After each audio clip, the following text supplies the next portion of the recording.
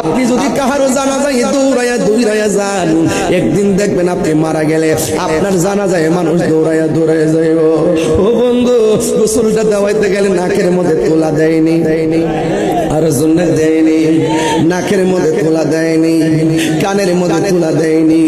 একটু চোখের মধ্যে দাদার লাশটা বাসান, চোখের মধ্যে দাদির লাশটা বাসান, চোখের মধ্যে মায়ের লাশটা বাসান, চোখের মধ্যে বাবার লাশটা বাসান। কেমনে গোসল দেওয়াইছেন, কেমনে নিছেন, চোখে বাসান।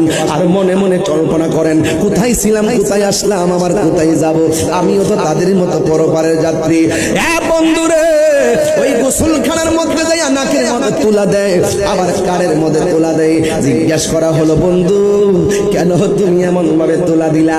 তখন কি উত্তরে জানেননি? ভাই আমরা পানি ডাইলা গোসল করামু, নাক দিয়া যদি ভিতরে পানি যায়, কান দিয়া যদি পানি যায়, অথচ নাক দিয়ে পানি গেলে কোনো কিছু হয় না, কান দিয়া গেলেও কোনো কিছু হবে না। সে লড়তে পারে না, চড়তে পারে না, লাশ হয়ে পড়ে আছে।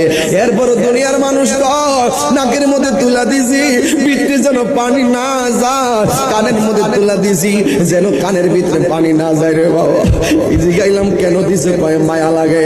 কয় জানি না কেমনে কানের মধ্যে পানিটা ঢুকাইতাম, জানি না কেমনে নাকের মধ্যে পানি ঢুকাইতাম। দেখছেন নি কত মায়া, বেশি গরম পানি দেয় না, ওই গরম লাগবো কত মায়া। বেশি ঠান্ডা পানি দেয় না, ওই ঠান্ডা লাগবো কত মায়া। কুসুম গরম জল দিয়া তারে গোসল করা কত মায়া। আবার সুন্দর করে নতুন জামাটা পরা ত্রলবান দিয়া কি সুন্দর করে জামাটা ভরাইয়া দেয়, কত মায়া। পুরান কাপড় দেয় না, দামি কাপড় টাইন না দেয়, কত মায়া, মায়া রে মায়া। আবার দেখবে